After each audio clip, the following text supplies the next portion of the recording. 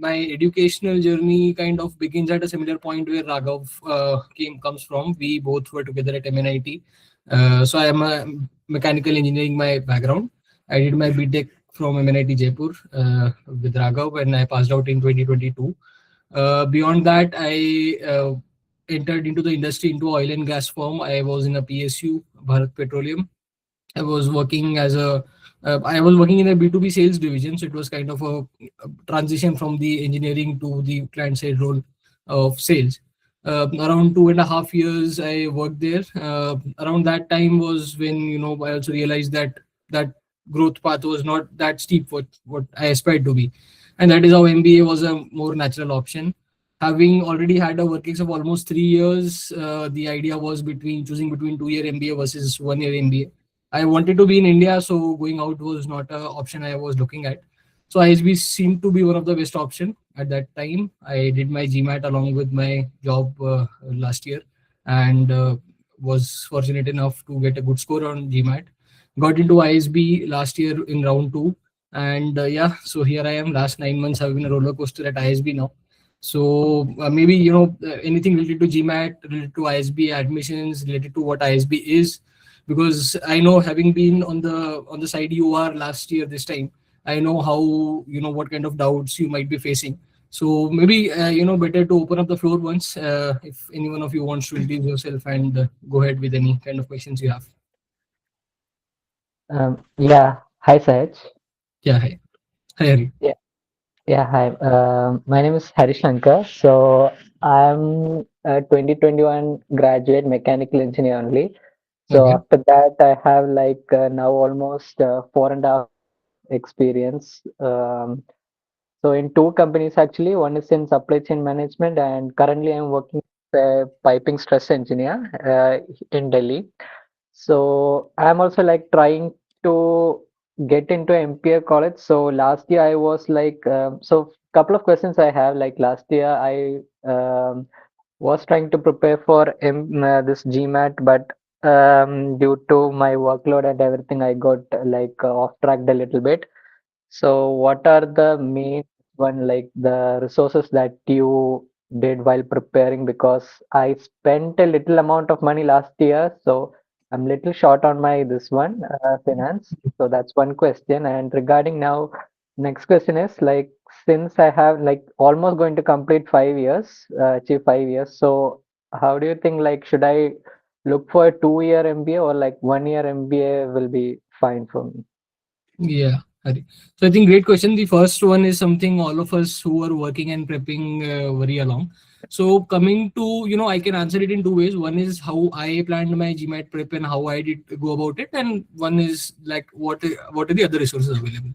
So Mhm. talking about my journey, I started this thing of last year in June was around when I decided that next year is something I want to target to get into a MBA college, and that is when I had the option, because June and you have the standard CAT exam, you have it in end of November. So that was the span available for me to go into CAT, and I had no prep. I had not started the prep till then. And the second option was ISB, which was GMAT. So the idea I was struggling with at first was going to try both the things, that is CAT as well as GMAT. But Mhm. 1 month into the prep and trying to search resources, I was quick enough to realize that along with the job, both things were not going to work. You have to focus on one. So that is when I decided that GMAT was a better proposition, because even if I miss the current round, it is a 1 year program. So maybe even if I go next year, I graduate by the same time. So Mhm. that's what the rationale I took. Coming to GMAT prep, given that you already have an engineering background, I can upfront tell one thing, that quant or the math part is not going to be that difficult. So the way in which GMAT differs from CAT is that the quant part, and I'm talking on a very large level. There are of course individual topics which may vary, but on a broader level, math is something which is easier for GMAT, and language is something which is tougher. Data interpretation is always based on how what is your speed and the other aspects. So that is the broader idea. Given that, I would suggest the first idea, if assuming you haven't done that yet, first idea would be to go and give a GMAT mock, which is there are many freely available mocks on the MBA.com website itself. or some other platforms also. So what that does is you at least get an idea of where you are currently and what are the areas where you actually require some work on. So I did Yeah, that. Yeah, I have actually taken that. So my one first is like 575 and second is 595 like that. cool. And you know happen to remember any sectional breakups, like which one is good, which one is not doing well? Uh, I think my verbal and data insights were little Right. less than average. Yeah. Right, right. So like I told that, kind of expected that given an engineering background, math should not be a problem for you. So similar was my case as well when I gave my first GMAT mock. Now the second step is that the resources are not in, the problem is that resources are freely available, but there is no single source repository which you have where you can. So what the problem which I faced was that when you are off from a let's say 12-hour work day and you want to put in 2 hours of effort on a weekday to at the night to prep for it, you don't want Mhm. to spend those 2 hours looking for resources what to do. So that was my rationale when I chose to take up a self-paced course from a website called eGMAT. So that was what I took, but there are many such courses available. The idea is a when you're working you cannot get to do the regular classes, the live learning sessions, because that will they have a very rigid schedule. So I would recommend for those of you who are working and trying it along, go for a self-paced course. That is a better option. Second is taking a course makes it easier in the sense that you have the resources available and you know what you want to do, and you have the test platform also available on the same kind of website. So it plans your journey better. It helps you set milestones, and you are able to track how well you are progressing towards reaching that goal of getting the giving the GMAT exam. So if you want that kind of a structure in place, I think taking one of the self-paced courses is a good idea. If not, and if you want, if you have some, you can invest some time into getting those resources together.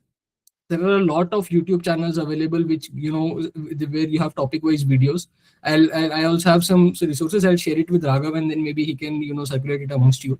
The second is you have if you are comfortable with that kind of a mode, GMAT or the MBA.com website also gives a course repository which contains the concept files in form of books, and the mock tests as well.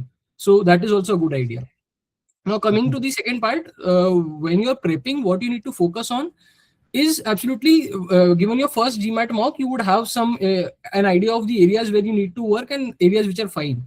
So, idea is that if you're taking a course, you first focus on those areas which you need to work on, and then you proactively go and give another mock. So, the idea is you track your progress and then you kind of iterate it with the areas which you're still not doing good at, and then you go back and learn them again.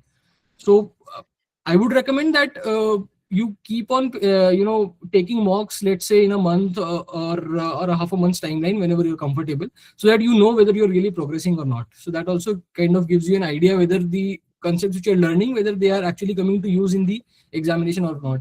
The difference between CAT and GMAT, which becomes important here, is that GMAT is more of an adaptive test.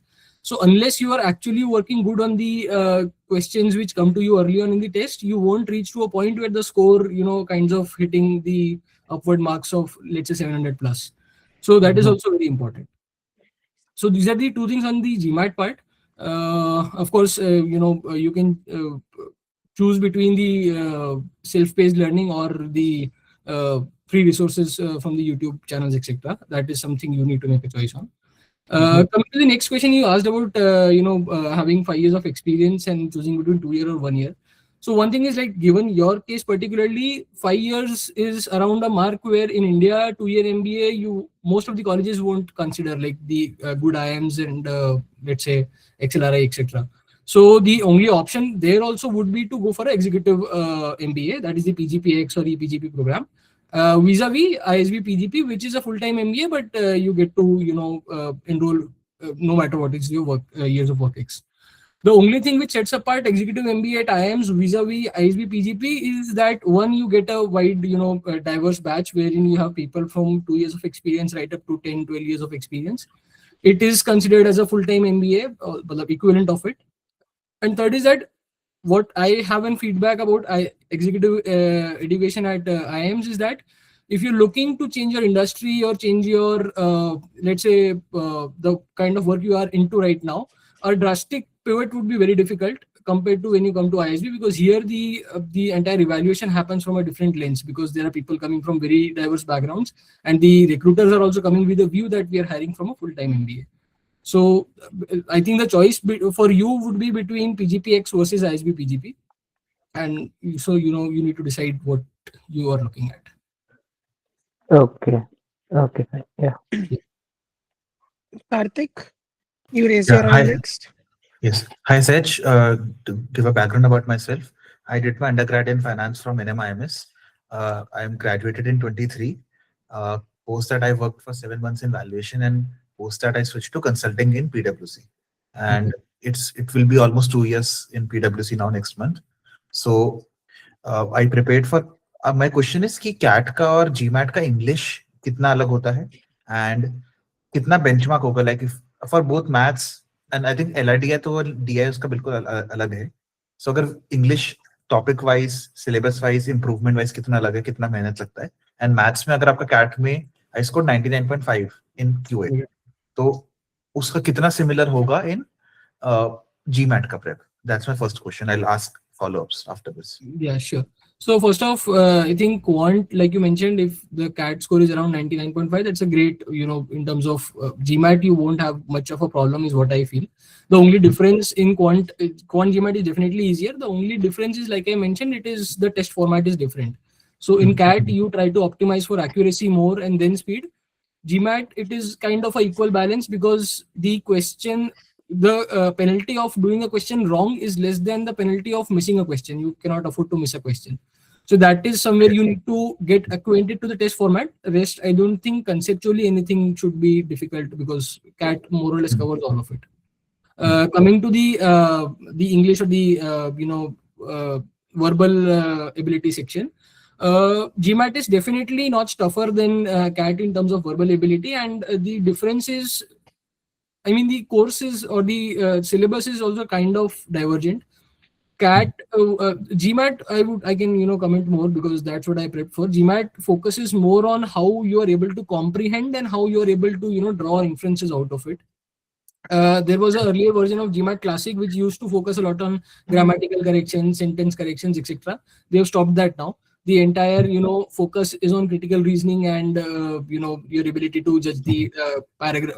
There are comprehensions, reading comprehensions, and based on that there are questions. So it is more inference based and more reasoning based now. So that is a different, the approach has to be more on understanding what the message is getting conveyed. So the paragraphs, now I'm getting a bit into the details of how these things work, but I think that will help your question. Is that, let's say you're having a paragraph, you come from a finance background, and you get a reading comprehension of some, biotechnology invention, which has a lot of biology in it. The general mistake which people do is getting backed off by the fact that you are reading something we are not comfortable with. The only habit you need to develop in solving these kind of questions is to focus on the facts of the case and focus on how the things are connecting within themselves. So the idea is more to make you ready to be able to read and grasp from any content you get in future. So that is, I think, slightly different from what CAT does. So verbal, the only way I found you to improve was to practice. So the more RCs you solve in your mocks, the more better you get at it. Got it. So understood about this. आपने coaching कहीं से ली थी या फिर? eGMAT is what I took for GMAT, nothing else. Okay. Any idea about Mugush, TTP, something like that? Anything? Yeah. So I think there are TTP is one of the good platforms. Mugush also, I took a few mock tests. See, the platforms more or less are similar. The more idea should be which one is, because all of those have free mock period. You can take it for a week or so. Whichever courses explanations or videos are more appealing to you, more you are able to understand more, you should go with that, because the idea is that platform is for you to learn those concepts which you are weak at, and the final testing is anyway going to happen in the mock test, which you either take for those platforms or you take it with mba.com, which is better because that is more close to the real test. So that is how you should go about it. Got it. एक ideal time अगर मैं अभी से start कर रहा हूँ, and my target is to score a 705 or 715 because I'm also aiming for scholarships. So कितना time लगता है, मतलब अगर starting मैं MBA.com से test लेता हूँ, let's say I get a 615 और like decent figure आता है, तो कितना time ideally लगता है? मैंने लिया नहीं अभी तक, but कितना time लगता है कि Understood. So time मुझे book कर लेना चाहिए या target करना चाहिए? It is kind of a very subjective question. I can tell you what happened with me. So I took my first mock somewhere around second week of July. Took these 1 week demos of 2-3 platforms. In first week of August, I enrolled finally for GMAT, and I prepped for around 2.5 months. I gave my GMAT first attempt on 15th of October. So around 2.5 months of prep, and I would say I used to prep for around 2-3 hours on a weekday and 4-5 hours a day on the weekends at max. And I started the starting mock was 645 for me, and I got a 725 on my first attempt.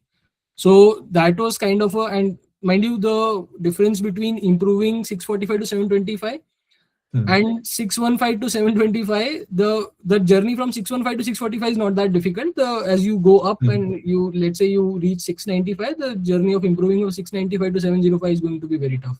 That is how the design is of the test as well. So it really depends a lot on how much you are able to commit on, I'm assuming because you're working, so the amount of time you can work, give on the weekday. Because, and here another thing, and for the benefit of the entire crowd, GMAT prep, from what I had an experience, is also a lot more dependent on how much consistent you are and not just the amount of hours you're putting in. So let's say you tell me that, 12 hours a day on the weekend and nothing on the weekdays, beyond a point you'll start losing that touch, because the point is that unless you're doing that consistently every day, at least half an hour on each day, that consistency or that rhythm does not build in, and that is what is required more for the test, I believe. So it depends on how much time you're willing to devote. But if, let's say, you are starting, to answer your question, if you are starting somewhere in the mid 600s, you can take 3 months as a safe timeline, assuming that the other things you are able to manage. Got it. Scholarships का क्या मतलब, can you throw some light कि कैसा scene रहता है?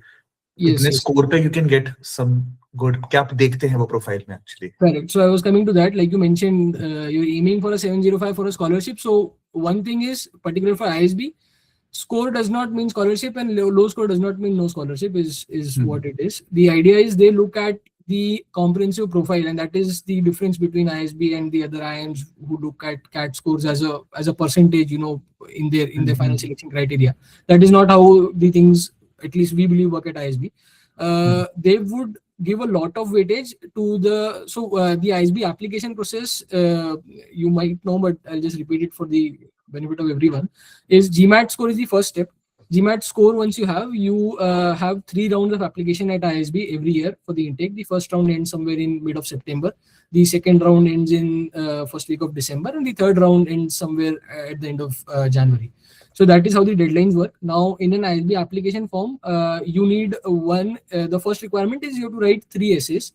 The essays are usually revolving around your past profile, your motivation to do an MBA, and what do you want to do at ISB, how will you contribute to ISB, or what are your post-MBA goals, those kind of things. So those 3 essays are majorly your personal profile, the best anecdotes which you feel of your personal profile are, you try to portray them in a form of a story.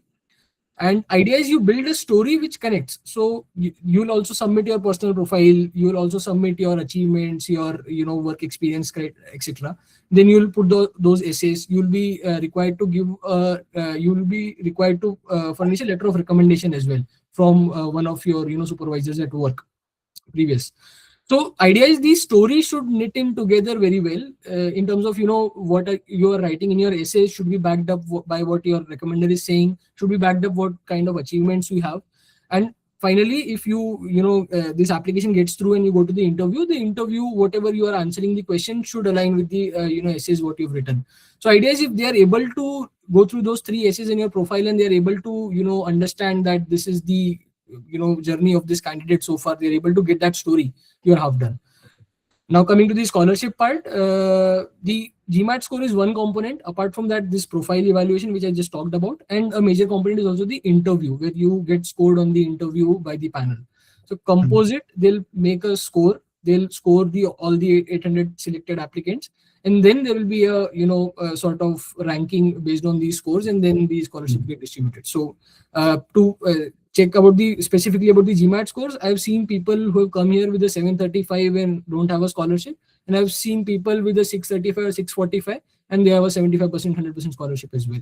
So that is how. And another, one more aspect, which is which you don't have a lot of control over, but let's say if you have a slightly non-conventional profile, let's say you're coming from a law background or an arts background, you definitely get a lot of brownie points for that, because ISB values diversity a lot and more than any other college what I've seen.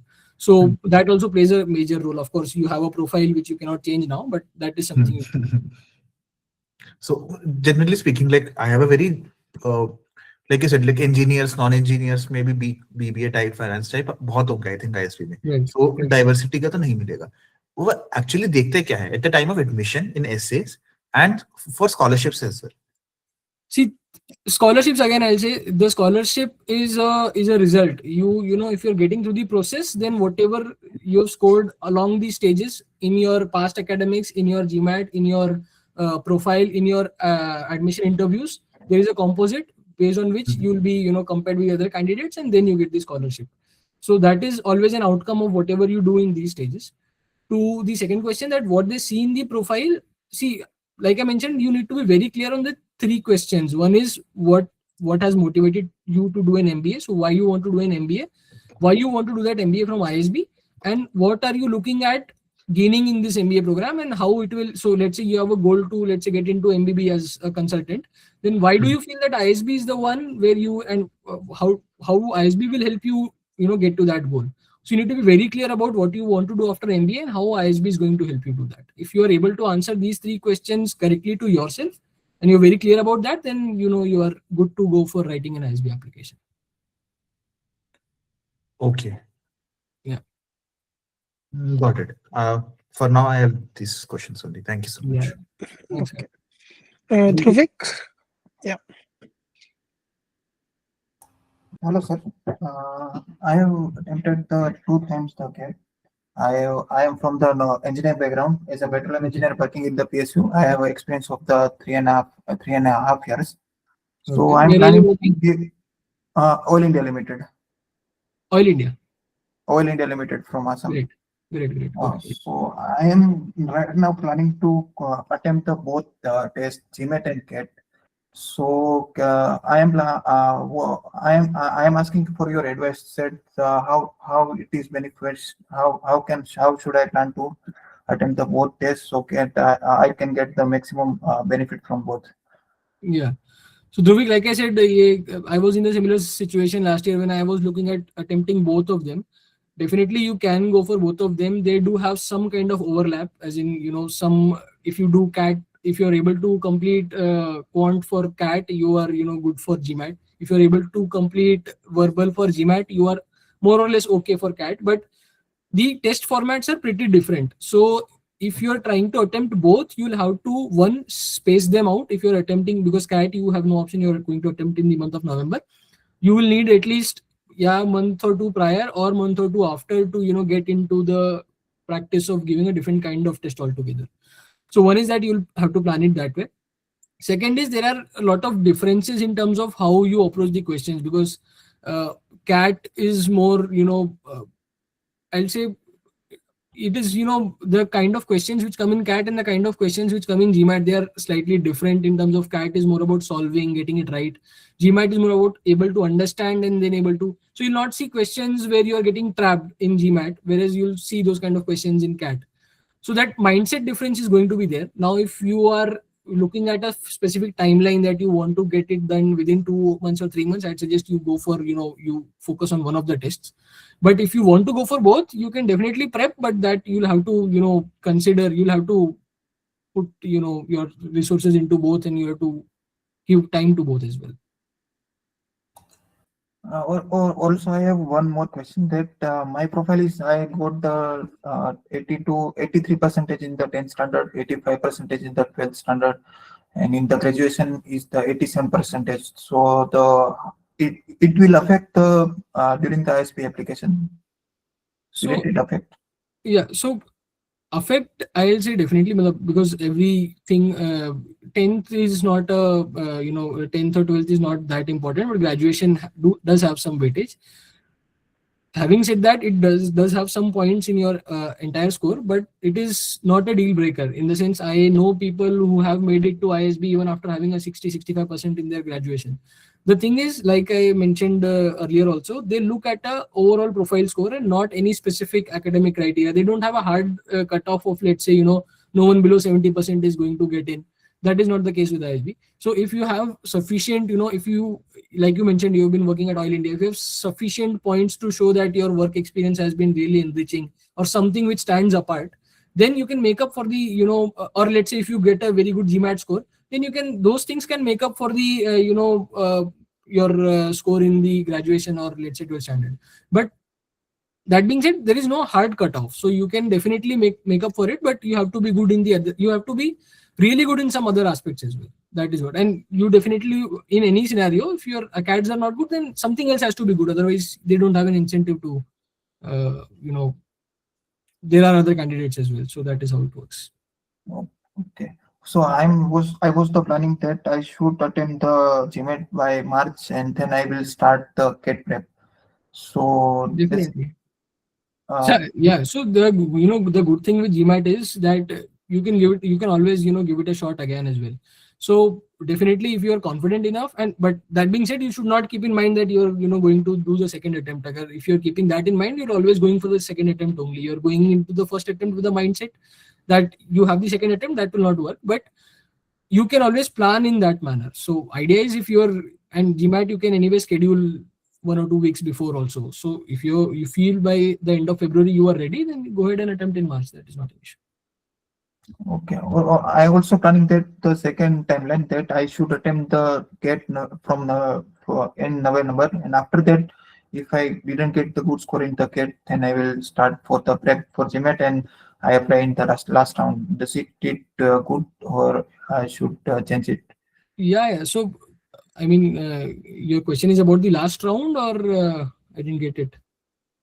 So I'm considering the second timeline that, so I will prep for the February to November for the CAT, and then I will in the December to January I will prep for the GMAT, and then I will apply in the last round. That may be close to the January R3 round. That is fine. So unless if on the day of application you need to have a valid GMAT score, that is the only requirement. Idea is that if you're able to do that between December to January and get a good GMAT score, that is not an issue. They don't have any problem. In terms of the rounds, round 1 and round 2 have absolutely no issue. Round 3 has slightly lesser amount of seats, considering it is very close to the session actually starting, but that does not change the criteria. So round 3 you are competing against round 3 candidates only, so that is not a problem. But definitely slightly there are lesser chances in round 3 compared to round 1 and round 2. And by the September 2026, I have completed the 4 years in the Oil India Limited PSU. So does it is a less experience, or is it enough for to get into the ISB? No. For ISB it is pretty much perfect, because the average batch experience here is 4.1 years on an average for the last 3 batches. So that is the correct spot in terms of ISB. But since you mentioned CAT as well, I think for IIMs you might be on the slightly higher side. I think Raghav can. Yes. For the IIMs, I am on the edge. Yeah. Oh, and which coaching should I join? Do you suggest any coaching for? So it's completely up to you, Dhruvik. Actually, like I mentioned, there are many online platforms which offer GMAT coaching. Only thing which worked for me also is that you go and you try at least 2 or 3. You get an idea how every coaching has a way of presenting their content. Someone, the kind of video content they have, the kind of notes they have. Whatever you are able to understand better is the one you should choose for. There is no real difference in terms of quality. Almost all of them are good. There is a difference in UI. There is a difference in the way of presenting content. Whichever suits you better, you should go with it. And definitely, whatever you choose, you should always keep a, mock test is something which is very important in the GMAT journey. So MBA.com mocks are really good and really helpful for the final exam. That you should definitely try. MBA.com provides the 2 mocks are free, and the Yeah. other are the we have to purchase it. Yes. So those you can use for practicing after your, let's say, the mock 1 and mock 2 you take. You prepare using whatever platform you've taken. There will be some mocks on the platform as well. That also you can do. Nearer to the final exam, when you think you are ready, you should go for those mock 3 to mock 6. They really help a lot in it. They make you comfortable with the exam format, the real exam format. Okay, thank you very much. Yeah.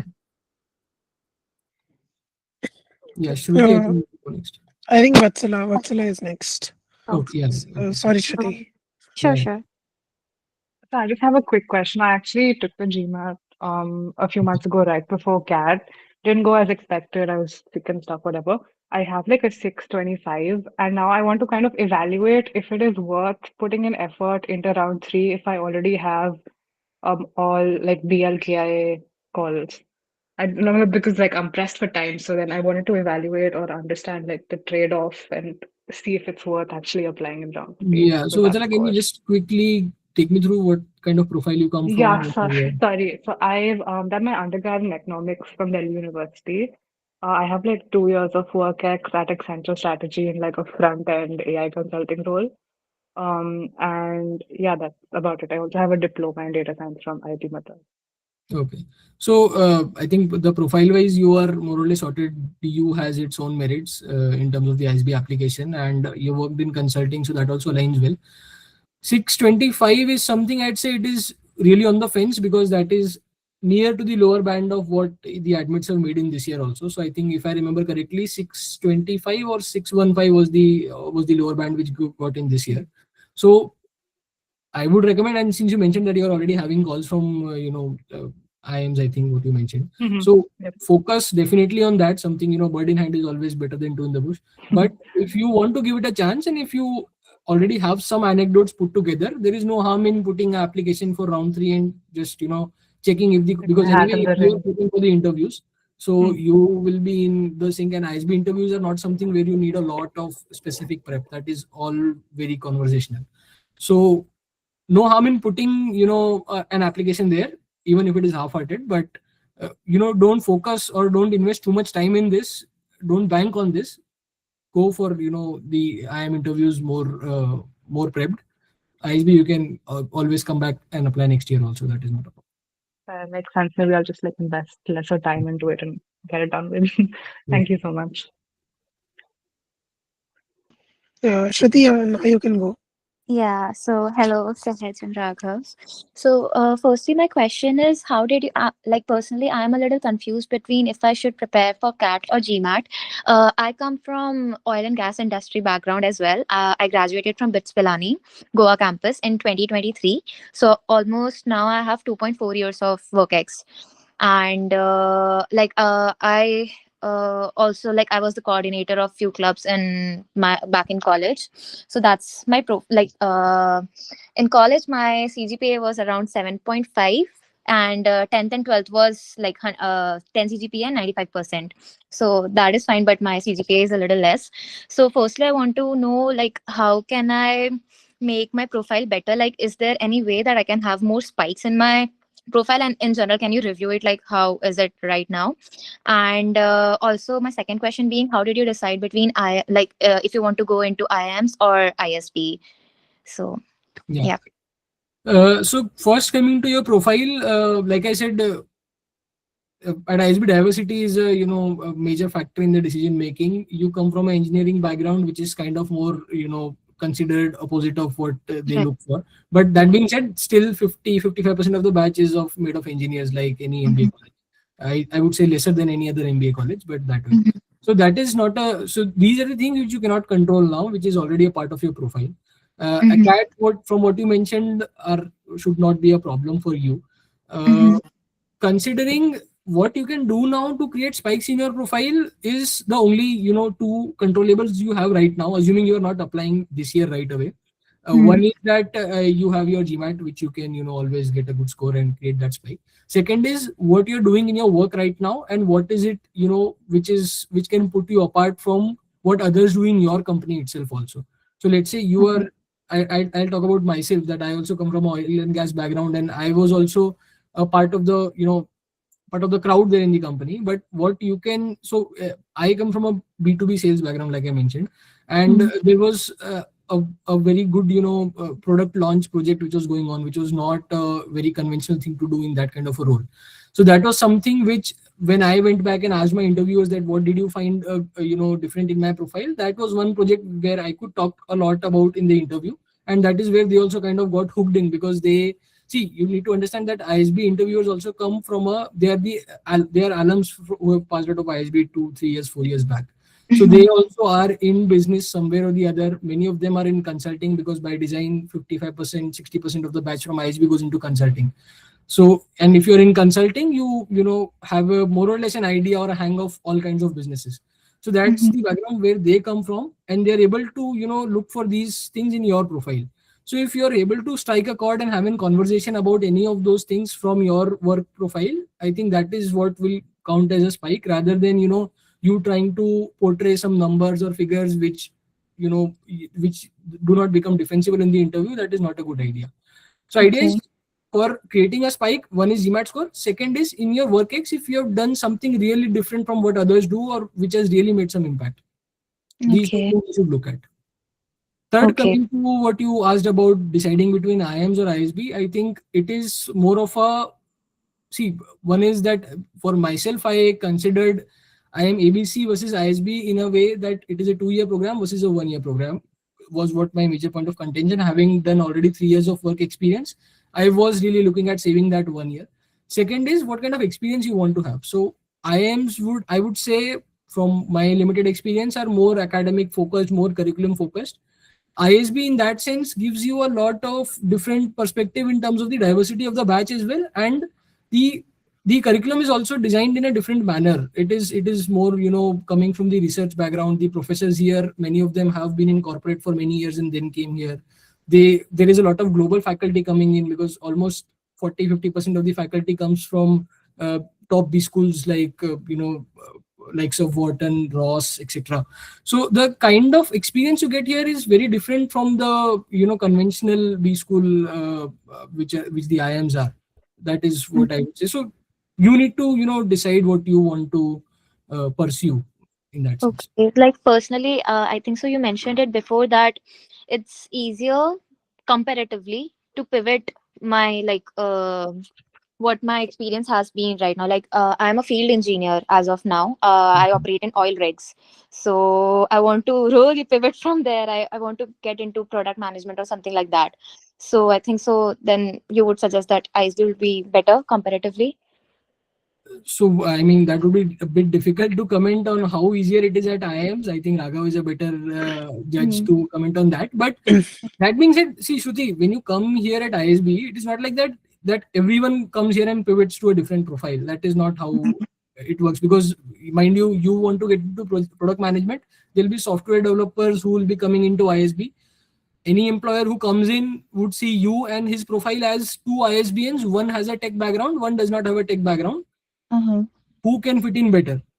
Idea is, if you are able to convince or sell your profile that these are the transferable skills, this is what I've learned at ISB, and this is why I am a better fit. So that is, that is something which will come next of when you come to ISB. Pivot should not be the decision criteria. I believe. I think Raghav can explain about how things work at IIMs, but you should look at it more from a learning perspective. You want more peer learning, more diverse perspectives, more global learning. You come to ISB. You want a more conventional 2-year curriculum. So the curriculum load is also pretty different compared to IIMs. So that is something you need to trade off. Okay. And what would you suggest? Like, what will be the ideal work ex to have? At ISB, I would say, like, I have batchmates who are 20 months of work ex just on the minimum criteria, and I have people having work ex of 13 years, worked as a rocket scientist in ISRO. So that is really not a criteria. What is the ideal work ex? It is when you feel that this is the time to take a plunge and go back to school for 1 year. Okay, got it. Yeah, thank you. Sorry for pitching in, but I see this as a recurring question now, that IIMs versus ISB. So would just like to clarify one thing. As said, IIMs are a bit, I would say they're still primitive in a few ways. For example, as said, the pivot part of, if you want to really pivot from, let's say, oil and field industry, or let's say a manufacturing industry, for example, you're into agribusiness or something like that, and you want to really pivot to consulting or, let's say, top prodman roles of enrolls. At IIMs, your profile isn't judged holistically that much, at least in your summers. In your finals, it is, because you have those 2 years to create those hooks. For example, if you want to go to finance, you do your CFAs. If you want to go to consulting, you get an IR, or you kind of do a lot of certifications and all of that, and you can create those hooks. But if you're confused between IIMs and ISB, I would say if you're on the higher bracket of workix, first thing, and this is something that's sitting inside an IIM, I can say, if you have a, let's say, 4 years of workix, or this year you will complete that, I would genuinely recommend ISB, and not IIMs. Number two, if you're genuinely looking for a profile switch and you do not have a conventional crazy academic record and crazy, I would say, those certifications and all, still I would say ISB would be a better fit for you, because again, the holistic growth and the diversity part of it, that's going to be much, much better for you. And Okay. third thing where I would say ISB would be a better fit for you is, again, if you, let's say, have a profile that is good, that is really good, but not academically brilliant, Mhm. that is also when I would say ISB would be a better fit for you, because again, it looks at your application in a much more holistic way. Whereas Right. compared to IIMs, they have very stringent norms as of now. For Mm. example, their 10th matters, 12th matters. Uh, Apart from, I would say, in fact, in India, as of now, none of the IIMs value your extracurricular activities that much, or what you have done apart from your acads. Or Mm. let's say, for example, if you have a startup workx and you've created a lot of impact in your startup, IIMs wouldn't pay that much attention to it, because they kind of want brand names. They Right. want people to come from brand names, because that will be easier for them to sell to the recruiters. But Mm. ISB, on the other hand, will look at it in a much more holistic way. And you've created a very good impact. And even if you're a failed entrepreneur, Mm. ISB will give you a lot more weightage as compared to the conventional IIM. So even if that is the case, that you don't have a brand name in your CV, but you have a high quality workx, Mhm. I would still say go for ISB as compared to any of the IIMs in the country. So yeah, Okay. this is my take from what I have experienced at IIMs versus talking to people from ISB till now. And really sorry, Sahaj, if I said something wrong. No, no, no, fair enough, Raghav. I think you summed it up pretty well. And finally, I'll just put one more, because that was something which became a decision criteria for me, might help others. It is very subjective, but 3 years into working, you start also looking at what is the trade-off in terms of the financial cost. And IIM is where you go for 2 years. ISB, you go for 1 year. You are earning 1 year extra is something what you call an opportunity cost. Right. For many of you, it might also be a factor. So do weigh in that as well, because at the end, MBA is a decision you are taking, which you're looking, should not be the first criteria. ROI should not be the first criteria, but you also look at it from that perspective. So, weigh both the options that way. Yeah. So personally for me, I think so my 10th and 12th are okay. Like I got 10 CGPA and 95.6%, I think. So my CGPA is something that is on the lower end. It was 7.5. You, But you, you mentioned you're from BITS, right? yeah. So I think because there is a fair understanding in the AdCom as well, that BITS Uh-huh. works on a different grading criteria Yeah, than the. they don't score as well. Yeah, So yeah, that's the issue. that could be And the- about brand name, I have SLB. Like Schlumberger is the company that I'm working in right now. So I know about colleges outside India value it a lot, but I am not very sure about how IIMs and ISB sees it. So So do you guys have? Uh-huh. I have a batchmate here. He's also Mhm. from your company alum. He's from Schlumberger. He worked for I think 6 years there. Okay. So rest assured, if there are global brands, ISB is definitely going to recognize them. Yeah. Not just Okay. Thank you. And for IIMs, one thing I can say is that for them, the way they decide their cohort is dependent on how their placement season went previous year. For Mhm. example, let's say they got a lot of feedback from the recruiters that maybe consulting profiles aren't there in your campus. So next year they are going to recruit a lot more from, let's say, SRCC, or for example, this year, as Sahaj said, Sahaj, Lucknow has only 48% engineers this time, which and Bangalore has somewhat 51-52% of the engineers, because again, they want to bring in, look, in terms of IIMs, what I can say is that they want the legacy recruiters to come in every year. And for them, it matters a lot what the recruiters are telling them. So if someday, let's say, finance drops in some campus, next year they're going to recruit a lot more CAs, a lot more CFAs, a lot more Fin background people as compared to engineers. So that is also one thing I would say, that ISB is a great B school in one metric, which as compared to IIMs, any of the IIMs for that matter, that it will give you an equal chance if you can prove yourself. IIMs, on the other hand, have a bit of a preconceived notion that they have decided that again, we want 25 CAs this year because, let's say, a Bank of America or a Barclays is saying that, okay, your college doesn't have those kind of fin profiles, those CA plus CFAs. So you cannot do anything about it. The batch size is fixed. The preconceived notions are fixed. The professors have already decided whether to take you or not. And the alums don't sit in the interviews that much. So, yeah. So that is also something that you need to take into account. Okay, got it. Thank you so much, both Sahaj and Raghav. Samarth? Yes. Hi, Raghav. Hi, Sahaj. Can you hear me? Yeah, hi Samarth, we can hear you. Yeah. So my current profile is I'm like engineering background from RVC Bangalore, and my 10th percentage is 93, 12th is 81, and graduation is 77 percentage. So right now, like I have given CAT 2025, but my score was not that good. I just like got good in quant, but still it's not like that good. It was 92%, and along with that, like I'm preparing for CAT 2026. So my question is in like GMAT. So I'm thinking to right now to give a GMAT mock to get to know like what is my current mock score I'm getting, and after that I'm thinking to prepare for GMAT as well. So can you just like recommend me like in which round I should like apply, and like like to which mock test score I can like tell to myself like okay, I can now prepare, I can go for the round one or round two, like that. Yeah.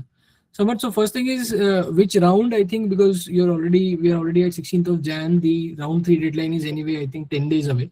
So the next, earliest option is for you to apply in the round 1 for the next batch, that is class of 28. That way, Yeah, right? yeah. So the class which joins in April 27 and passes out in 28. So for that, the deadline will be somewhere around the September of 2026. So that gives you Okay. around, let's say, 7-8 months from now to the application cycle. So that being said, GMAT, I think you can very well pace between this 6, 7, 8 months. GMAT score, like I mentioned in some of the other answers as well, that GMAT score is not ISB absolutely does not have a hard cutoff criteria for any academic score or any work experience, the years of work score, or any kind of Oh, company score. sorry, I just want to add one more point here. Like my work experience is 2 years, 2 months. I forgot to tell. Yeah. That is okay. So minimum 2 years is the criteria, so that you're Yeah. ready to go there. So ISB PGP 2 years. Beyond that, there is no hard cutoff that this is the maximum they take or this is the list of companies only which they take. That is not the criteria at all. The idea is that it is going to be an overall evaluation. GMAT, again, and for the cost of repetition, good GMAT score does not hurt. Bad GMAT score does not put you out of the process. Having good is always better, but having you now if you talk about the lower bound usually in the last 2 or 3 intake cycles has revolved around 635, 645. But again, that is 635, 645 with having a very big spike in your work ex or in your extracurriculars or in your previous academic profiles, etc. So you need to balance. You are the better judge of what your profile is by numbers. Your academics, I can say, they are in the mid range, to be very honest. So if you are having, let's say, a very good extracurricular achievement or a very good work ex achievement, that will kind of also balance out. But having a good GMAT score is always better. So you can try and aim at the at the higher end of it. That is not an issue.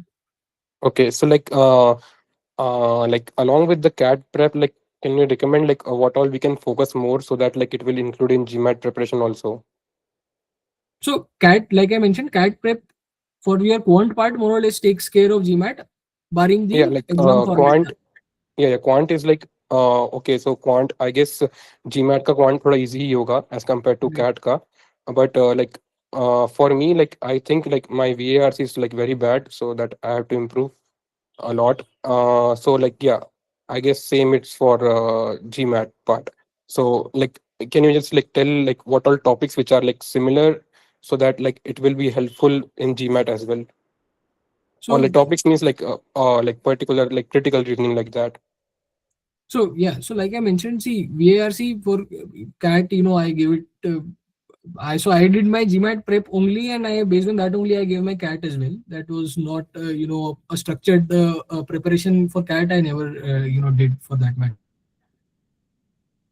Like I mentioned, they have, in the focus edition, they have got rid of that grammar part of sentence correction, writing an essay, etc. The entire focus now is on critical reasoning, verbal comprehension, and those kind of topics.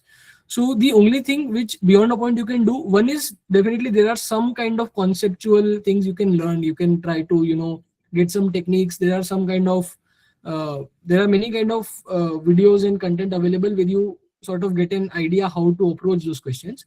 Beyond that, it is all about practice. The number of RCs you solve, the number of critical reasoning questions you solve, you try to figure out what is the pattern in the question, how you can get to the answer.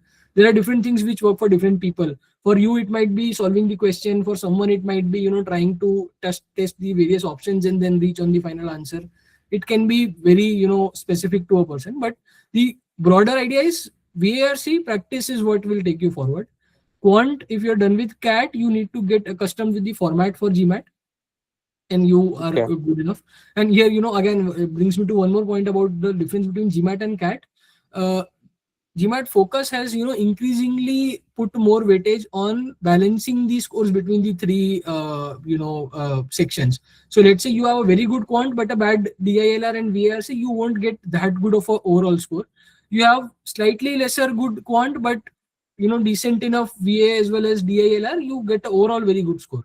So the idea Okay. is balancing between the three. And again, like I mentioned, speed is an important criteria, then accuracy, because you can afford to get one or two questions wrong, but you cannot afford to miss a question. That is a very huge penalty. So those are the things. And like in terms of VARC, I would say practice is the only thing which can improve. Okay, got it. Yeah, thank you. Shruti? Hi Sahaj, hi Raghav. So, my question is that I have given CAT twice, and so I always score very good in quant 95 percentile plus, and in DILR also 85 percentile plus always, both the times. But I always am like behind in VARC. No matter how much I practice, I can't clear the cutoffs. So I just wanted some tips for. I want to appear for GMAT now since I have 3.5 years work ex now. So for IIMs, it will be very late next year. So I want to give the GMAT, but just want some tips to improve the English section for GMAT. Yeah. So Shruti, again, like I mentioned, VARC is something till some point you can improve your technique using those kind of techniques available. Second, definitely you have to get into get your hands dirty, get into solving those kind of RCs, the number of RCs you solve, and not just the quantity but also try and make it a iterative loop. You solve, let's say, 10 questions, 10 RCs, 15 RCs. You try and identify what kind of questions you are getting wrong. So let's say you are getting questions wrong where there is a statement you are not able to draw the inferences right. So there are different categories of questions, because I did this almost 1.5 years back, 1 year back. I have lost that, the specific question, what are the kinds of question, but you'll get any literature you refer to for GMAT. There are 7-8 kind of questions which come. One is inference based, one is critical reasoning based, one is getting the, synonym, the similar meaning sentences based. Those are the kind of questions which come. You need to observe the pattern of what kind of questions you're getting wrong, and then go back and maybe try to see what is the concept you are missing, what are the kind of techniques you are missing, come back and solve more questions. But at the end, it is going to be practice. So the more number of questions you solve, number of RCs you solve, you that is, I'd say it is kind of a muscle which you build, which is, comes with consistency. The more you practice, the more you sweat on it, the more you get better at it. Mhm. Okay. And one more question. So I wanted to ask that, so I'm a software engineer, and so do certifications like this Microsoft certification or Google certification, the ones that have actual value, do they add to our profile for ISB application, or does it Yes. hardly make any difference? No, definitely. So, one, they definitely add a value to your profile, but that adds value to your profile if you're able to showcase that has some value to your profile. So let's say you are writing an essay for why you want to do an MBA. If you have some anecdote related to the certification, how it helped you. So I'm just drawing a hypothetical scenario where, let's say, I had an certification from IIM Mumbai for doing a business operations program. So how I was able to build a story around it was that I mentioned that while I was working, I realized that I worked on a project where I inadvertently used some concepts I had learned from that particular certification, and that turned out to be a good success. I got a lot of appreciation. That is how I came to realize that how classroom learning or B school learning can help actually drive some outcome in business. That is how it motivated me that yes, there are these gaps are there, and maybe a B school or a formal PGP program can now help me get over these as well. So Mhm. that is how you try to build a story around it. That is, Okay. like I mentioned earlier also, ISB application is a lot more about story, weaving a story around your profile, showing why you are motivated to an MBA, and showing how an MBA is going to help you achieve what you want to achieve in the next 10 years. So if you are able to use these certifications, definitely have a good value, but they add a lot more value if you're able to put them into your story that way. Mhm. Because like you, there'll be many software engineers applying who would also be possibly having those certifications. What will make you stand out there is that you kind of know their value and you show it in your essays or in your interviews or in your profile anywhere. Okay. And so ISB offers a digital product management course also. Do you have any idea about it? So there are many digital courses they because post COVID Product ISB management. started a Yeah. digital learning platform which is separate. The Yes, the professors who kind of teach there are also similar to what teach us, but these are two different things, right? You consider a full-time MBA program versus an online learning program, the outcomes and the kind of intentions are very different. So Mhm. it's for you to decide whether you want to do a certification for having on your resume, or you want to do a full-time MBA to change the direction of your career, or it's not just change your direction of your career, but really get into the back to the school mode and go 1 year through that academic rigor and then come out with some different kind of learnings. That I think Mhm. that's your trade-off. And I just wanted a general profile review. So I had 10 CGP in 10 standard. In 12th, I had 76 percentage, and I have done my engineering in computer science from BIT Vellore, 8.4 CGPA. And so I was placed in Optum United Health Group, which is a US-based insurance company, it's a Fortune 5 company. And so in my organization, I have served two roles. One was of production support for 2 years, and from past 1.5 years, now I'm a senior software engineer. I write the code. I'm a software developer now. And prior to my placement, for 6 months, I worked in PwC internship in cybersecurity. Yeah. Okay. Yeah, so I think from profile perspective, you have good brands in terms of your work experience. That is a good point. Academics, how the things we have discussed a lot. The only thing is now what you can control are two things. One is your GMAT score. The second is what good you can show in your work ex and how you can relate it well, or what you have done which stands apart. And if you have some extra, any extracurricular spikes, those also play a lot of value if you have done really something good at, let's say, national level or something like that. So that adds to your profile. Now, in terms of a profile review, again, and this is for everyone, there is no profile which is best fit for ISB, and there is no profile which is not fit for ISB. It is all about what's your story, what's your motivation, how you're able to put it on those pieces of paper you submit, and how you showcase that in your interview. So there is no go for ISB and no must go for ISB. It is all dependent on how you put your profile forward. Okay. Thank you so much. Yeah. Vaibhav? Yeah. Hi, Saj. Hi, Raghav. So Okay. I wanted to understand, Sahaj, like what was your like trade-off or a rationale behind choosing the eGMAT particularly, and like between the other platforms? And the second question is that like I'll like by applying the next year's first round, I'll be completing around 3 to 3.5 years, 3 close to 3.5 years. So should I go for ISB or for IM? Okay. So first off, like I mentioned, there is no, it's nothing like I recommend EasyMat. It's just that I did it from there. The idea is simply, like I suggested you guys also. I took two or three platforms which I felt were, had good reviews, and I had heard good about from some friends, some acquaintances. I tried them out for a 1 week demo or something. EasyMat was one where I found the UI very, I'll be very honest that I found the UI to be much more intuitive to me. When you're back from work after a 10-12 hour day, you don't want some platform where you need to go and search a lot for content and it is not intuitive. You don't want that. So one was that criteria. Second, the self-paced. So one is self-paced was always my criteria. There are a lot more platforms which offer the one-on-one classes. Let's say alternate days a week. You have 2-3 hours of classes every night. That didn't work for me because my work was not time specific. I was sometimes working late at night, sometimes working early in the morning. That was not consistent. So that I didn't want.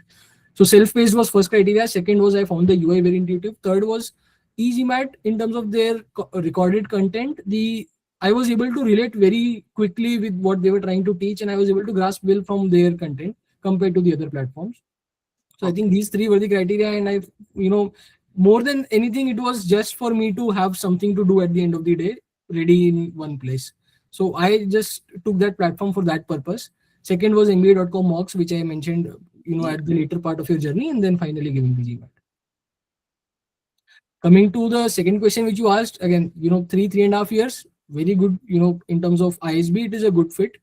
Second, compared to IIMs, I would say, like Raghav mentioned, it is a very different, criteria which they look at vis-a-vis what IIMs look at. IIMs, one thing is what I know is you'll be, if you go to an IIM, you'll be in the higher range of the work-ex, which usually comes in. At ISB, you will be in the lower quartile or the 2 to 4 years bracket, which is the so. Just to give an idea to all of you, 2 to 4 years is the bracket where a lot, almost 50% of the batch of ISB comes from.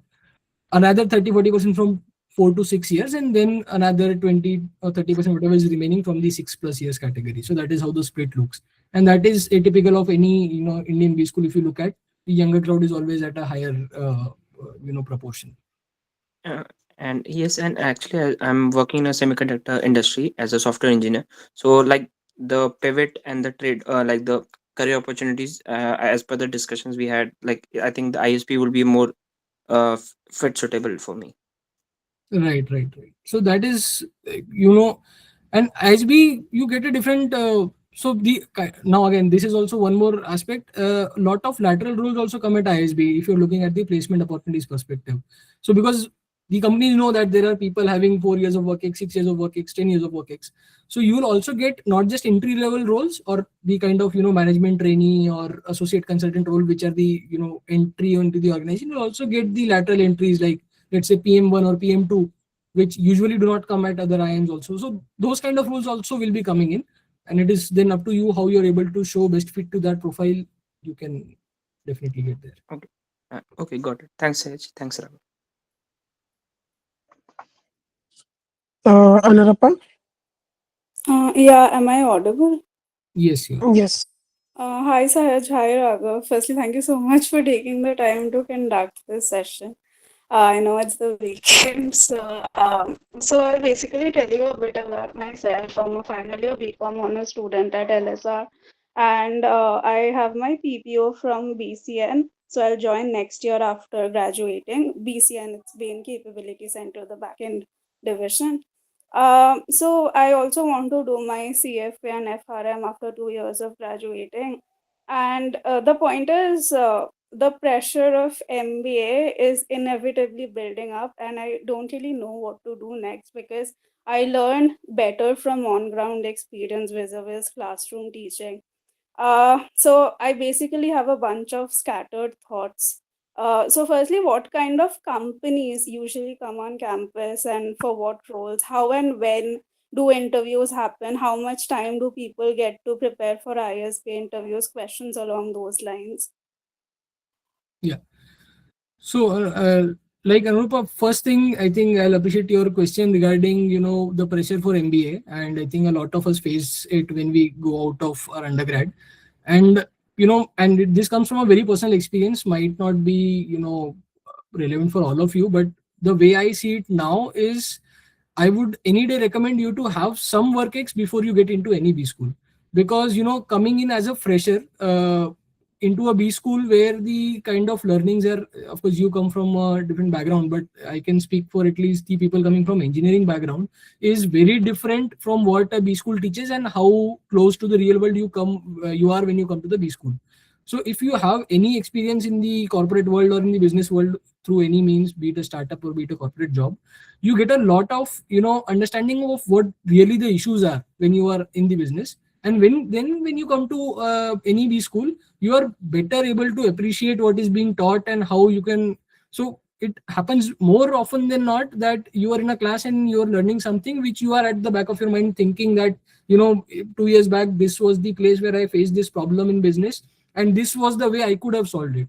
So such kind of learning will definitely stay with you for a longer time than just textbook learning which we do in our undergrad, etc. So that so that was to answer that. If you're just coming out of college, don't feel that pressure of doing an MBA, because that the 1 or 2 years of work ex which you will have now will definitely give you an additional advantage whenever you decide to go for an MBA. Coming to the second thing, what kind of companies come? See, there is for ISB, I can speak, there is an opportunity for a very wide range of career options post ISB. Definitely any B school, like any B school, consulting is one of the major chunk. Almost half of the batch every year goes into consulting. And into consulting for it is, you're going into consulting post ISB. Does not mean that you're spending your entire career into consulting. So many people, even after coming to ISB, still feel that they want to identify the right industry. If you are in that kind of a phase, then consulting makes a lot of sense, because that is where if you go, you always have different industry exposure, and then 2 years down the line, 3 years down the line, you can think of getting exit into one of those industries. Apart from that, consulting, you get a lot of finance options. For ISB, I can definitely tell that there are a lot of private equity, investment banking, venture capital firms which come, and for very good roles as well. You have options in tech, which is product management. You have a lot of options in general management. You have strategy roles from major corporates coming in. You have sales role. You have management trainee programs also for those having the lower band of work ex of around 2 to 4 years. So the option diversity is going to be very huge. And that is where again you are going into a consulting industry where you will inevitably in the next 1 or 2 years, till the time you decide to do an MBA, you'll experience a lot of different industries. You'll definitely also get some idea of where you want to go or whether you want to continue in consulting itself. So that being said, I don't think having a pressure for doing an MBA immediately. I would say you can you take some time. You can take 1 or 2 years in corporate, unless there are some other constraints. But the career options will be very open in terms of ISB at least. And what do recruiters look for when they come for these diverse roles? Like you said, ISB interviews value diversity a lot more. So, what is it from the recruitment perspective? So see, as a recruiter, recruiter coming to ISB, they offer a very wide variety of roles because they know the kind of crowd which is there will some of the other people will fit in most of the roles. So that is from company coming to the campus perspective. Second is when they are at campus, what things they are looking into is again similar to there is not much difference in what they look into a candidate ISB versus what they look into a candidate IIM, because that is a recruitment decision which they make. Primarily the factors I would say are, one is what you've done before ISB, definitely what kind of work you have done and what kind of transferable skills you bring in from there. So let's say you have worked in consulting, so you definitely have a knowledge about consulting industry. So any consulting firm coming in would look at it in a positive way, definitely. Apart from that as well, let's say some internal strategy role of a general management of any conglomerate is coming. they'll also look at it from a perspective that you have the experience of solving problems, making strategies, helping, drive businesses in your previous role. So that is one of the transferable skill which is there. And again, so like I mentioned in the case of ISB application as well, in the placement process as well, it is up to you how you portray that on the piece of paper, let's say, or your CV, or in the interview when you are sitting in front of them. So, very less companies I see who have a very hard cutoff that, let's say, you look at ISB GPA, they'll not take below 3.8, 3.7, because people coming in with so much of work ex, even the companies appreciate that, academics is not the sole lens they should look at. So that is about it. Yeah, and what do you think is the right time to do an MBA? So, for instance, I was talking to a senior of mine from SRCC, and she said that the more you delay it, the ROI goes down. So, do you think that's true? So again, I think it's becoming more of a myth busting session now. But really, and I'll give you a very typical MBA answer. It depends, because it is very specific to what you want, both in terms of your personal life and your professional life. MBA is something which is not, I'll say, don't consider it as a check mark that, by age of 25, I want an MBA and then I want to get it done with. It is not that. It's not how it works. I would say ROI, looking at MBA in terms of ROI as the primary criteria itself is not a good idea. And coming to your question about ROI going down the later you do it, if you look at a pure financial perspective, definitely at a later stage of career you will be foregoing a higher salary for doing an MBA. But that does not mean that you should do it as early as possible, because see, like I mentioned, 1 or 2 years of work ex which you now go into will definitely help you a lot when you come at ISB.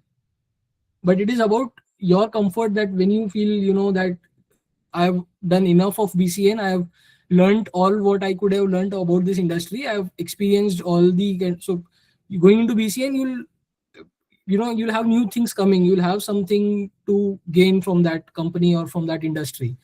For me particularly, I can say that 3 years into sales, into oil and gas sales, I was kind of hitting that spot where I've seen the kind of profiles, I've seen the kind of products, I've seen the kind of learnings which were there to offer. And I was in a PSU, I knew getting into different department, different business was difficult. So that is why I thought that now is still the time to do an MBA. The timeline may not be the same for you, so if that helps. Also, how do people usually switch careers? As in, I would say, personally speaking, I want to try my hands at different roles altogether, say finance and consulting at least, before going for my MBA. So that would take roughly 3 or 4 years' time. And I am okay with that. Fortunately enough, there is no pressure from my family as well. But the point is, if I plan to pivot after, say, roughly 5 years of work ex, what kind of roles can I expect? Because, if people are recruiting freshers altogether, then they would be offered a different salary vis-a-vis a person who is coming after a work ex of 5 years. So, what do you think about that? Yeah, so I think there are two different questions. One is if you're talking about pivot, and the second is if you're talking about the pay scale or the salary part of it. So coming first to pivot, again, it is all dependent on how you are able to share transferable skills. So let's say you work for 2 years in consulting and now you want to get into, let's say, private equity. So how are you able to convince them that you'll be able to use your consulting skills in, let's say, valuing startups, or let's say, pitching to investors, pitching to, founders, etc. So that is a very different, idea altogether. That is not related to, so even, even if you're not coming to ISB or any B school, you are trying to exit from BCN and going into any other firm. The idea is always going to be how you are able to show that you are best fit for the role and what is the skills which you have. Of course, coming at a B school, it catalyzes that process in the sense that you have 1 year to, let's say, 2 years of BC and you do it, and you come to ISB with an aim of getting into private equity. Then you focus on doing those kind of things at ISB. So you try to look at how you can take some, student project, or some, you can, let's say, look at a finance major, or you can look at doing something with the, partnering with the private equity firms, trying to do something around it. So that is how you kind of build your, or like Raghav mentioned, you can pursue a CFA, etc. Those kind of things you try to do, so that one is you signal to them that this is something I'm putting efforts because I want to go in that direction. Second is something because you're building your profile in that direction. So I mean, ISB per se will not guarantee that you come to ISB and you'll pivot to private equity. That is, or any other role for that matter. It will help you because it will give you a platform. And the another benefit of coming to a B school like this is that you are coming from a background and you want to go into a background, you'll have a peer who has come from that background, so he can help you a lot better in what works, what not works. So lot of, I would say, more than half of learning also happens with your peers, not just the faculty or the college. And when does the placement season? So sorry for cutting you off, Raghav. Sorry, I just want to add one thing, and this is a doubt that a lot of you guys have. MBA is more about placements, and I would just like to add one thing, that don't actually come to an MBA if you're only looking for placements. This is a very subjective opinion, and okay, a lot of you can have a different opinion on it. But what I have seen is that this world is skill based now. And if you're only looking for, let's say, a salary of 35 LP or a 40 LPA, you'll probably make it outside also, and probably it'll be easier for you to make it outside at this point of time. Come to an MBA only if you want a lot of personal development, because let me tell you one thing, if you go to an ISB, you'll probably sit with someone who's let's say for an engineer, he might be a JEE Advanced All India rank 100, and he'll push you beyond your limits. You will never have experienced an environment where in every subject there'll be people better than you. Even in your own subjects, even in your own majors, you'll have people much better than you, and you'll be like, you just have to push, you have to run, you have to make sure you don't stop. So if you want a lot of personal development, and in your job, let's say you feel that your personal development has stopped, as Sahaj mentioned, that in his role he had nothing to explore. He was kind of hitting the limit there. So his personal development kind of stopped and he was unsatisfied with it. So if that thing hits for you, that's when you come for an MBA. Because trust me when I say this, and after having a lot of friends in the industry now, people literally switch to whichever role they want. For example, we have friends from our own college who have actually made it to MBBs in consulting roles as well, front-end consulting as well, and they've not done an MBA. People make it to finance through CFA L3s, and that's going to be a much easier path to follow. So if at all only placements is the criteria, I can tell you one thing for a fact, people come in with McKinsey, WorkX, and eventually have to settle for marketing in every B school, because placement process is not controlled by anyone. People come in with WorkX from Google, software development, and end up at marketing roles. Wells Fargo, I have a friend here who had a work experience with Wells Fargo in finance, but somehow ended up in a general management role. So everything happens in B schools. I mean, roles do come in, but no one can guarantee you that after BCN, you have a Bain in your resume is going to give you a MBBK or something like that. So just want to clear this out, that please don't come in with this. You are in for a big shock. Got it. Also, one last question. When does the placement season usually start, and how much time do you get to prepare? So for ISB, your session starts early compared to the IIMs. You start off in mid of April. The placement is broadly two-phased. One is, like I mentioned, there are a lot of lateral rules which also come, which are primarily for 4 years, 6 years. By definition, 6 years plus of experienced people. Those start coming in somewhere in the month of September, August and September onwards. The mainstream placement for the entire batch which happens is the placement season is actually demarcated in the first and second week of December, but that is the process part of it. The companies or the application cycles begin from as early as mid of September. They go on and the intensity increases as in when it leads up to the season. So from September mid to, let's say, end of November, you'll have the cycle where companies will be posting jobs, you'll be applying, you'll be either getting shortlisted or you'll not be getting shortlisted, and that process goes on. Finally, at the end of November, first week of December, just before the interview start, you will have a list of companies which have shortlisted you. And then you have to choose, let's say, a set of... So the placement season per se, it is divided into 2 days, that is day 1 and day 2 at ISB. At IIMs, I think it is usually day 0 and day 1. So day one is, you spread across again 2 days. So day one will be, let's say, day 1.1 and 1.2, which is two, physical days. You'll have interviews from morning 4 a.m. to night 12 p.m. or 12 or something on both the days. And at the end of day 1.2, all the people who got placed on day one will be getting their offers.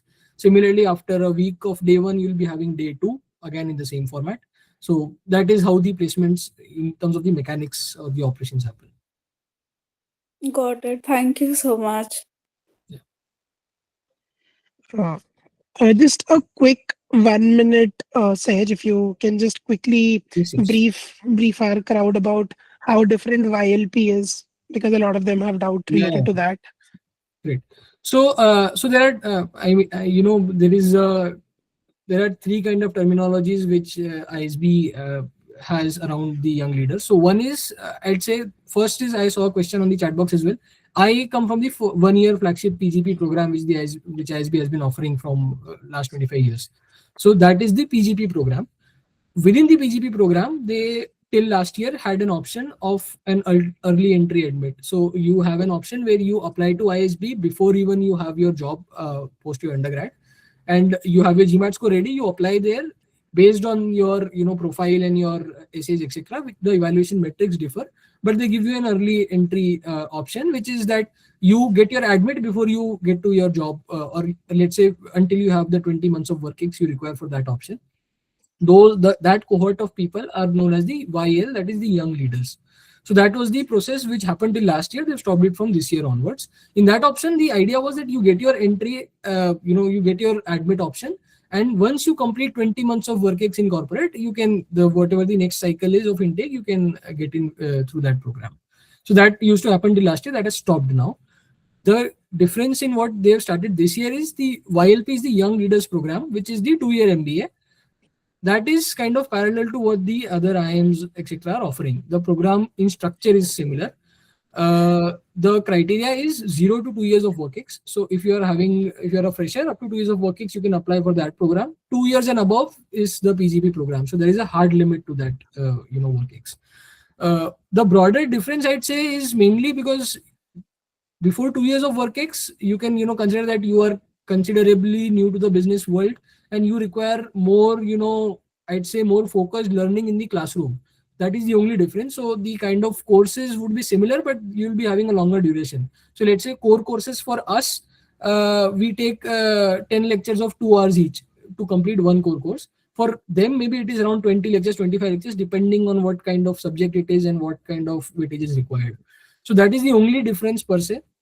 In terms of the structure, again, because it is a 2-year program, you have a summer internship in between, which is not the case with ISB. So ISB, you come in, you directly have final placements. YLP, it is similar to what the IIMs offer in their flagship PGP program. Crowd, I would say, is slightly, because it is too early to comment. The first batch is here on campus, second batch will be coming next year. But the final placements, another thing is the final placements happen along with PGP. So that is a common pool which is formed as of now. Later on, once the PGP, the YLP program grows in size, maybe they can, look at doing 2 different placement cycles. But as of now, it is a common process. And in terms of diversity, like I was mentioning, so PGP, you get a lot more diversity in terms of the years of work ex as well. So, as someone having 3 years of work ex, I have batchmates who work with me on projects who have 12 years of work ex. So like Raghav also mentioned, see, MBA is a lot more about peer learning and personal development than just academic learning in the classrooms.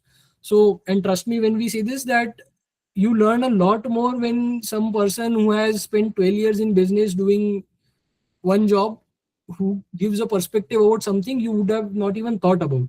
So there will be issues which will come up in class discussions, project discussions, your personal discussions, where you will get to see the world from an angle you have never seen before as well. And mind you, these are people who have made it to ISB, meaning they have really done something great in their careers at some point of time, and they are among the best of the best. So you are not, learning from people who are not that good as well. So you'll be pushed to your limits and you'll have that kind of learning as well. So that is where the major differentiation. So someone who is a fresher right now, or let's say less than 2 years of work ex, thinking between whether he should go this year for YLP or wait for a year and go for PGP, I think that is the difference. If you feel that you want that 2 years of core classroom learning for concepts, which is not a bad idea as well. So I'm not telling that that is not a good option. It is what you want as a, you think you have a lot of perspective, but you need classroom learning, you go for YLP. You think you want more personal development, more net, in terms of more diversity, you come to PGP. That is the broader idea. Got it. Yeah. Got it. Thank you so much, Sahaj, for taking out time and clearing all the doubts. I think it was a great session. You covered everything. I mean, more than everything, to be honest.